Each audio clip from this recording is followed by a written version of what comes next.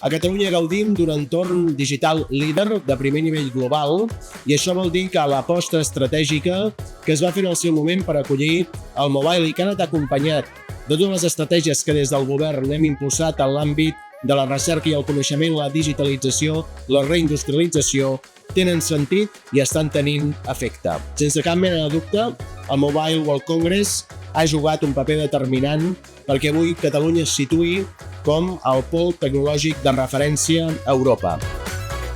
El mobile ens ajuda a posicionar-nos internacionalment, ens ajuda a convertir-nos en un punt referencial en l'àmbit tecnològic, però més enllà del que aporta el fet d'acollir el mobile, per nosaltres és clau que l'ecosistema català, per tant l'ecosistema d'empreses presents ja al nostre país, hi tingui també un paper.